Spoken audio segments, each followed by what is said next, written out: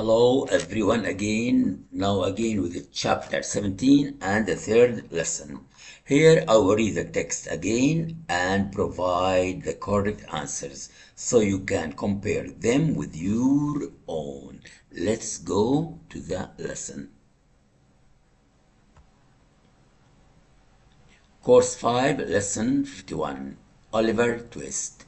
Chapter 17, A Plain Gold Ring.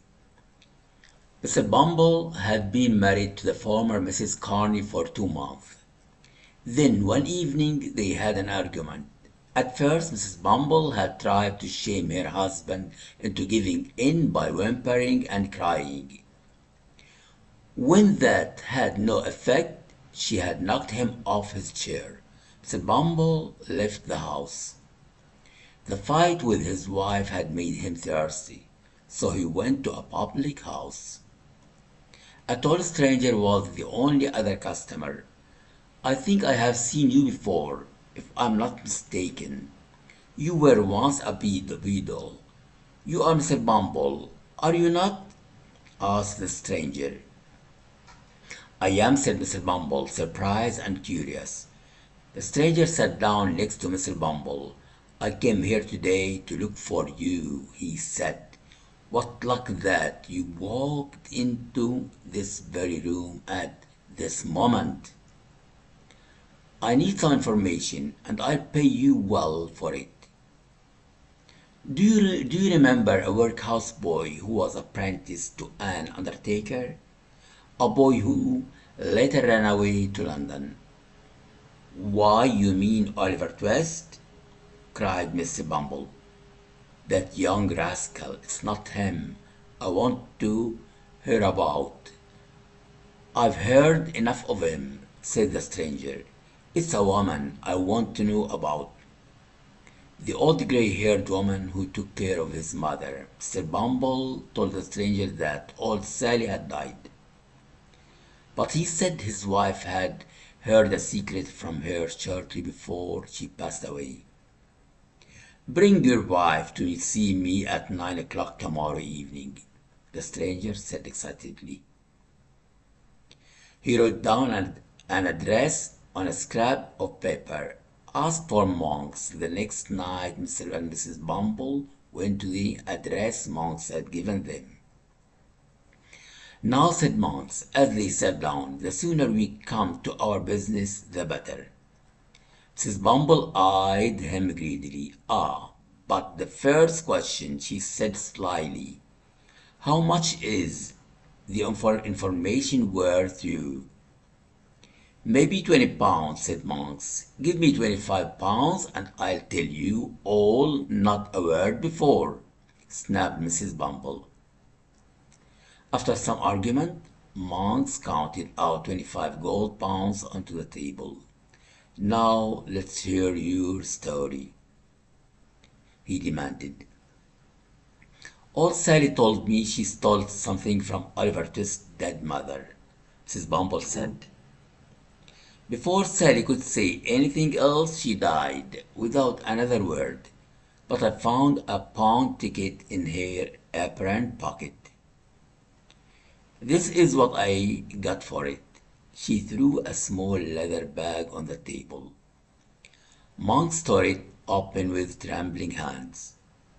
It contained a small gold locket, which held 2 locks of hair and a gold wedding band. "The name Agnes is engraved on the inside," said Mrs. Bumble. "There is a space left blank for the last name. You can see there is also a date, a year before the boy Oliver Twist was born." Monks was satisfied. "Thank you for the information," he said. "I'll take the locket and its contents now, and if we meet again, we don't know each other. Do you understand?" "You may count on it," Mr. Bumble assured him. Then he and Mrs. Bumble left quickly. A few days later, Monks went to see Fagin. Nancy happened to be at Fagin's place on an errand for Bill Sikes. Monks frowned when he saw her. I need to talk to you alone, he said to Fagin. We'll be right back, Fagin told Nancy. Then he took Monks into another room. As soon as they left, however, Nancy slipped off her shoes, tiptoed after them, and listened at the door. The next day, Bill Sikes noted that Nancy was unusually pale. There was a strange fire in her eyes. You look awful. What's wrong? He asked. Nothing at all, said Nancy. Why do you look at me so hard, Bill? Get me a drink, girl, Bill grumbled, and put on your own face, or I'll change it so much you won't know it. Nancy poured his drink while keeping her back to him. Bill was suspicious, but then he thought to himself, she wouldn't know. Why, there ain't a more loyal-hearted woman around, or I'd have cut her throat long ago. She brought him the drink and drank it down. Soon he was in a deep, heavy sleep. The drug has taken effect, Nancy said to herself. But I may be too late even now. She ran outside in an hour. She was on a quiet street in a rich part of town. She knocked at the door of a family hotel. I need to see Miss Maylie, who is staying here, she said. The maid who had opened the door hesitated. Nancy's clothes were rumpled and dirty. Her hair was wild. But she finally let Nancy in and took her up to a small room. Soon Rose Maylie came in the door. Yes, miss, I'm the person you asked for, Rose said politely. Is the door shut? Nancy asked nervously. Yes, said Rose. Why? Because, said the girl, I'm about to put my life and the lives of others in your hands. I'm the girl that dragged little Oliver back to Fagin's the night he left Mr. Brownlow's house. You? Rose cried in amazement. I, lady, said Nancy. Do you know a man named Monks? No, said Rose. Well, he knows you, said the girl. He also knows you are staying here. That is how I found you. Some time ago I listened to him as he was talking to Fagin. Monks had seen Oliver with two of Fagin's boys the day he was taken to the police station. He struck a bargain with Fagin. If Fagin got the boy back, he would be paid. If Fagin made Oliver into a thief, he would be paid even more. Then I saw no more of Monks, not until last night. Here Nancy stopped and looked around uneasily, for the vision of Sikes haunted her always. Then she went on. Last night Monks came again. I listened at the door. Monks said that he had thrown all proof of Oliver's identity into the bottom of the river. He said he could get all of Oliver's money now, but he'd rather have had it the other way. He wished he could have had Oliver jailed as a thief, but Monk swore he'd be watching Oliver for the rest of his life. He said, You've never seen such traps as I lay for my young brother, Oliver. His brother? Rose exclaimed. Yes, said Nancy, and now I must leave. I must get home before anyone thinks I have come on such an errand. Home? Cried Rose. You must not go back to the companions you paint in such terrible colors. I beg you, my dear, tell the gentleman in the next room your story. Then you can be taken to a place of safety within an hour. Lady, Nancy said mournfully, if I had this chance years ago, I might have turned away from a life of sin and sorrow. But it is too late. No, Rose cried, it's never too late. It is, the girl said flatly. I must go now. But where can I find you again when it is necessary? Rose asked. Every Sunday night from 11 until the clock strikes 12, said the girl, I will walk on London Bridge, if I am alive. She moved toward the door. Won't you stay for another moment? Rose pleaded. Think about your life and the chance you have to escape it. What can keep you there? There is no cure for a woman such as I, who has no friends, Nancy said sadly.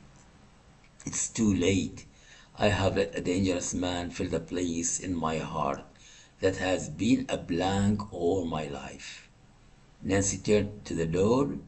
Bless you, sweet lady, she said. May God send as much happiness on your head as I have brought shame on mine. Then sobbing, Nancy bolted out of the room and ran out to the street. Rose spent a sleepless, anxious night. She knew she must tell someone what Nancy had told her.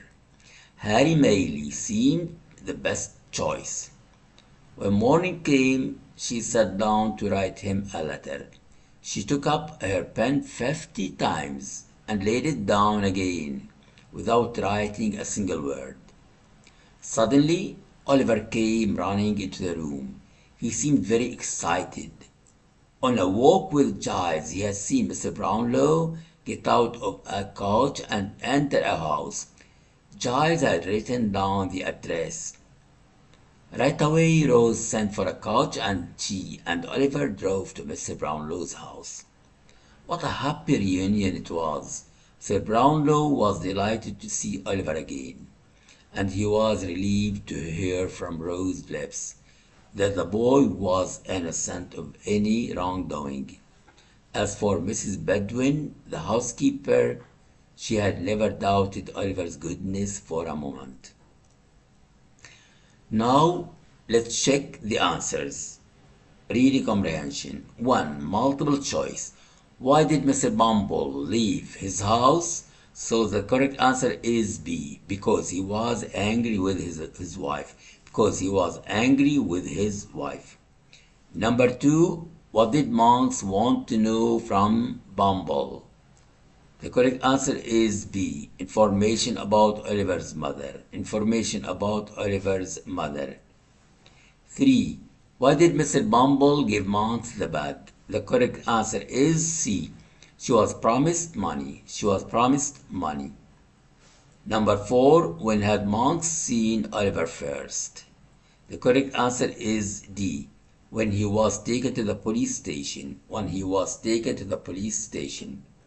Now number 2, reading true, false, not given. Number 1, Mr. Bumble quarreled with his wife before meeting Monks. True. 2, Mrs. Bumble asked Monks for money before giving him the bag. True.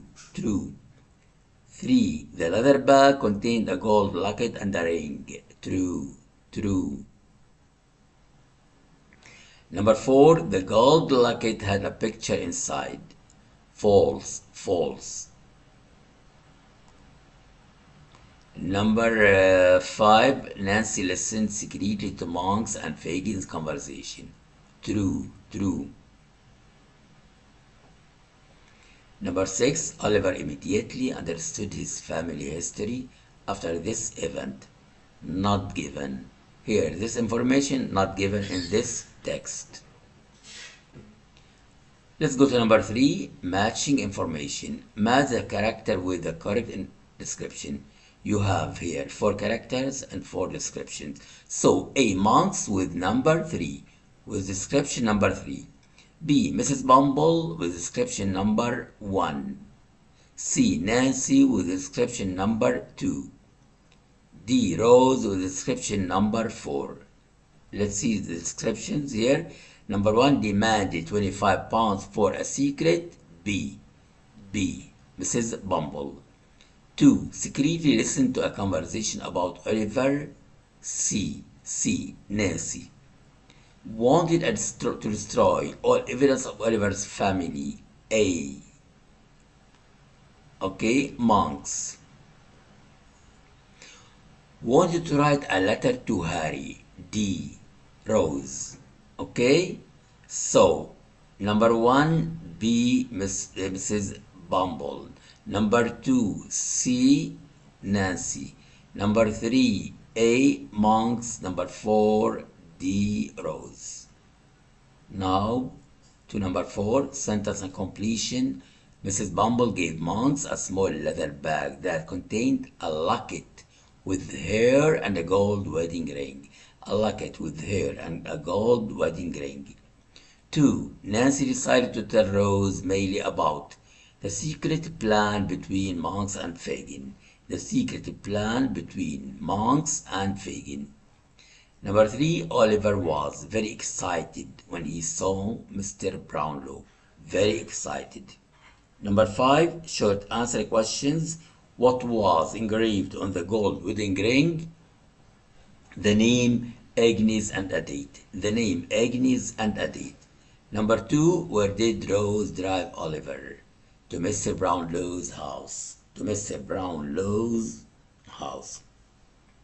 Thanks a lot for today, and we finished from chapter 17 with its 3 lessons. Thanks a lot. Goodbye.